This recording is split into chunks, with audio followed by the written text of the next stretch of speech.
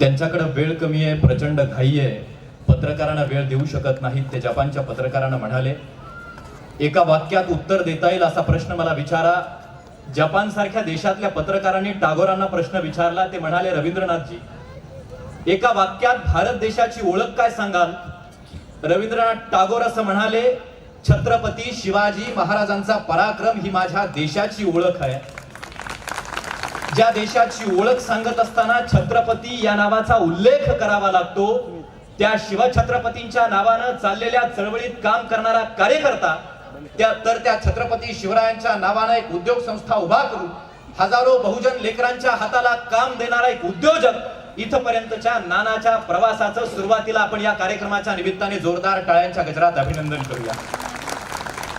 छत्रपती उद्योग समूहाच्या माध्यमातून छत्रपती मल्टीस्टेटच्या 8व्या वर्धापन दिनाच्या निमित्तानं आयोजित आजच्या या कार्यक्रमासाठी व्यासपीठावरती उपस्थित असलेली ही सगळी तारकांदळ, यांच्यातलं महत्वाचं सामाजिक, शैक्षणिक, कृषी क्षेत्रातलं प्रामुख्यानं नाव पंजाबरावजी ढग साहेब, पुरस्कार प्राप्त माझा मित्र गणेश पूजाताई आहेत, ही सगळी मंडळी आहेत. या कार्यक्रमाचं उत्तम सूत्रसंचालन करणारे चाटे सर आहेत. राजकीय, सामाजिक, आर्थिक, वित्तीय क्षेत्रात ही सगळी मांदियाळी मागे बसली आहे. समोर माझ्यावर पुत्रवत आणि विशाल प्रेम करणारे हे सगळे पत्रकार बांधव आहेत.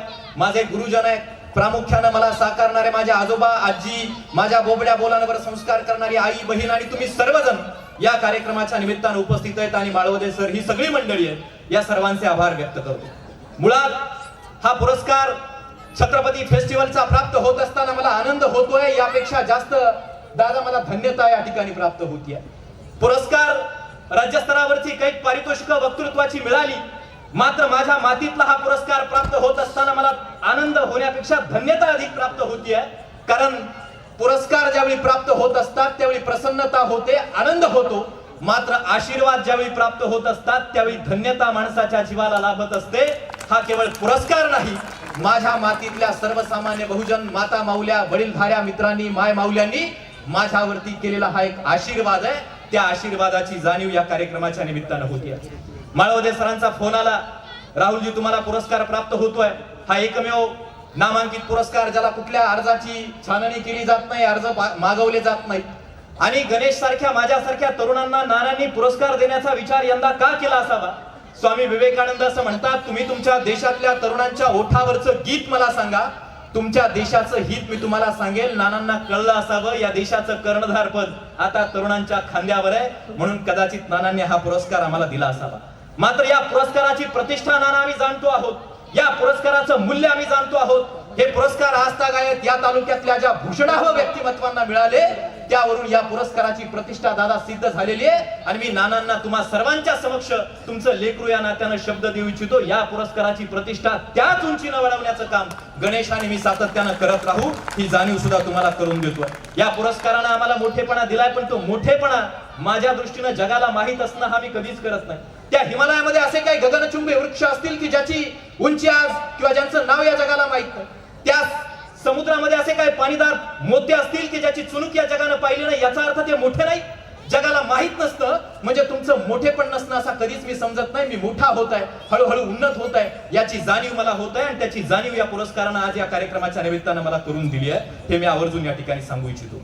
आज हा पुरस्कार मला या ठिकाणी प्राप्त होतोय, तो प्रामुख्यानं माझ्या वक्तृत्व, भाषण क्षेत्रातल्या कर्तबगारीबद्दल असं मला सांगितलं गेलंय. मुळात मी असं मानणारा माणूस आहे की तुम्ही ज्यावेळी जन्माला येता त्यावेळी तुमच्यावरती हक्कानं ओरडताना, तुम्ही चुकता त्यावेळी समजावून सांगताना, तुम्ही यश मिळवता त्यावेळी तुमचं कौतुक करताना तुमची आई तुमच्यावरती ओरडत असते, कौतुकाचे शब्द वापरत असते. म्हणून मनातून सर्वोत्तम बोलण्याची शक्ती ही आईच्या ठाई, तुमच्या पालकांच्या ठाई विलासित असते, विराजित असते. म्हणून वक्तृत्वाचं आद्य रूप मी गणेश आईला मानतो. म्हणून आजचा हा पुरस्कार माझी आई, माझ्या बोबड्या बोलांवर संस्कार करणारी माझी आजी, माझे आजोबा आणि तुम्ही सगळी पत्रकार, या तालुक्यातली माझी सगळी वडीलधारी मंडळी यांना या कार्यक्रमाच्या निमित्तानं मी या ठिकाणी अर्पण करतो, असं मी जाहीरपूर्वक आपल्याला सांगतो. आणि प्रामुख्यानं श्रोतृ वर्गाला हा पुरस्कार मी अर्पण करेल, कारण वक्ता तो वक्ताची नो हे श्रोते नवीन. शतेषु जायते शूर असं म्हटलं गेलंय, पण वक्ता हा श्रुत्याविण वक्ता नाही, म्हणून हे सारस्वताचे गोड तुम्हीच लाविले जी झाड तरी अवधान मृते वाढ सिंपोणी कजे, हे तुमच्यावरती अवलंबून एवढंच या कार्यक्रमाच्या निमित्ताने सांगतो. अधिकच बोलत नाही. गणेश असू, मी असू, सर्वसामान्य कुटुंबातून जन्माला आलेले आम्ही पोरं आहोत. परिस्थितीचं रडगाणं मात्र आम्ही कधीच गायलं नाही. परिस्थितीचं रडगाणं गाऊ नका असं आम्ही सातत्यानं सांगतो. आत्मविश्वास बाळगा. या जीवन हे बुद्धिबळाचा पट आहे, आणि या बुद्धिबळाच्या पटावरचा यशस्वी राजा जर तुम्हाला व्हायचं असेल तर आत्मविश्वासाचा बजीर तुम्हाला सातत्यानं सोबत घेऊन चालावं लागेल. तुमच्या मनानुसार तुम्ही कधी चमकत नसता, तुम्ही तुमच्या कर्तृत्वानुसार चमकत असता. म्हणून तुमची कर्तबगारी, तुमचं कार्य, तुमचं कर्तृत्व सातत्यानं चालू राहिलं पाहिजे, याची जाणीव तुम्हाला झाली पाहिजे. मी सातत्यानं एक गोष्ट सांगत असतो नेहमी, की तुम्ही काय करता याच्याबद्दल जग काय बोलतं याचा विचार कधीच करू नका. तुम्ही जे करता ते करत असताना तुमच्या आई बाप आणि कुटुंबाच्या डोळ्यात पाणी येणार नाही, त्यांची मान शर्मेनं खाली होणार नाही. फक्त एवढं जपा, बाकी तुम्ही काही करत असला तरी चालेल. आणि म्हणून सातत्यानं कुटुंबानं दिलेला हा संस्कार, माझ्या कुटुंबानं परिस्थितीचं रडगाणं न गाता शिक्षणापासून मला कायमस्वरूपी वंचित न ठेवण्याचा केलेला प्रयत्न, या सगळ्या गोष्टींच्या बळावरती मी आज तुम्हा सगळ्यांच्या समोर उभा, याची जाणीव मी तुम्हाला या कार्यक्रमाच्या निमित्तानं करून देतो. आज माझ्या तालुक्यात मला हा पुरस्कार प्राप्त होत असताना ज्या महाविद्यालयाचे संस्कार माझ्यावरती झाले, त्या बलभीम महाविद्यालयाचं नाव आवर्जून मी या कार्यक्रमाच्या निमित्तानं घेईल. माझ्या वैचारिक आणि वक्तृत्व जीवनात गणेश बलभीम महाविद्यालय मला वजा करता येणार नाही, म्हणून आवर्जून स्मरण बलभीम महाविद्यालयाचं या कार्यक्रमाच्या निमित्तानं मी या ठिकाणी करेल. हा तालुका डग साहेब, तेजश्रीजी, मी आवर्जून सांगू इच्छितो, दुष्काळी म्हणून गणला गेलेला हा तालुका आहे. मात्र संघर्षाचे टाके सहन केल्याशिवाय व्यक्तित्वाला आकार येत नाही. कुशल खलाशी जर तयार व्हायचा असेल तर त्यासाठी खवळलेला सागरच असावा लागतो. आणि या तालुक्यानं, या जिल्ह्याला, या राज्याला, या देशाला नामांकित हिरे बहाल करण्याचं काम केलंय. मी जाणीवपूर्वक या तालुक्याची ओळख करून देत असताना तुम्हाला सांगतो, या मातीतली मराठीची पहिली कविता आद्य कवी मुकुंदराजानं लिहिली, पण या मातीतली पहिली महिला कवयित्री तेजश्रीजी या महाराष्ट्राच्या मातीला माझ्या गेवराई तालुक्यानं दिली. महादंबा, महादंबेचे थवळे म्हणून जे प्रसिद्ध आहे, या तालुक्याचं हे वैभव आहे. या तालुक्यानं नंदू माधवांसारखे कलाकार तुमच्या मराठी चित्रपट सृष्टीला दिले, हे माझ्या तालुक्याचं वैभव आहे. आणि म्हणून हा वैभवशाली तालुका आहे. या तालुक्याचं हे सांस्कृतिक, कलात्मक, वैचारिक वैभव टिकवण्याचं काम संतोष नानांच्या माध्यमातून, छत्रपती फेस्टिवलच्या माध्यमातून सातत्यानं होत आहे. क्षेत्र कोणतंही असू द्या, त्या क्षेत्रात इथले तरुण मित्र कार्यरत असताना मी एवढंच सांगेन की क्षेत्र कुठलंही असलं तरी त्या क्षेत्रात सर्वोत्तम बनण्याचा प्रयत्न तुमच्या आणि माझ्या माध्यमातून झाला पाहिजे. कधी काळी सायकलवर प्रवास करत, पायी प्रवास करत पाडळसिंगीच्या शाळेत जाणारा मी मुलगा, माझ्या आजोबाच्या खांद्यावरून शेतीपर्यंतचा प्रवास करणारा मी मुलगा, राणा वनात बैलाच्या, जनावरांच्या पाठीशी धावणारा मी मुलगा, देशाच्या संसदेत जाण्याचं भाग्य मला माझ्या वक्तृत्वानं प्राप्त करून दिलं. देशाच्या सर्वोच्च सभागृहात, पार्लमेंटच्या मुख्य हाऊस मध्ये बसून 3 दिवस तिथं भाषण करण्याची संधी मला या वक्तृत्वानं प्राप्त करून दिली. मला वाटतं हे सगळं जे मिळालंय ते सगळं या सर्वसामान्य माझ्या सगळ्या या लोकांचं आहे, या लोकांनी केलेल्या प्रेमाचं आहे. आणि म्हणून हे सगळं त्यांनाच बहाल केलं पाहिजे. माणूस हा काळाचा, गतानुगतिक काळाचा साक्षीदार असतो. चाटे सर तुम्ही नेहमी म्हणत असता, कल कोई आएगा तुमसे बेहतर कहने वाला और हमसे बेहतर सुनने वाला. माणसं येत असतात, माणसं जात असतात, मात्र मला असं वाटतं वक्तृत्व या क्षेत्रात प्रामुख्यानं वक्ता किंवा वक्तृत्व, आज वक्ते जे आहेत वैचारिक क्षेत्रातल्या मंडळींना आवर्जून सांगतो, लोकरक्षणाची, लोकशिक्षणाची जबाबदारी आज वक्त्यांवरती आहे.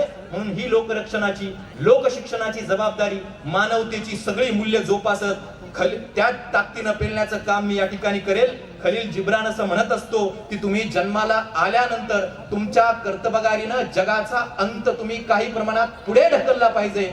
या जगाचा अंत खारीचा वाटा घेऊन पुढे ढकलण्याच्या कामी हे जग सर्वसामान्य सगळ्या माणसांना जगण्यासाठी आनंदी होईल, यासाठी माझ्या वक्तृत्वाचं काम त्या ठिकाणी मार्गी लागेल ही कामना व्यक्त करतो.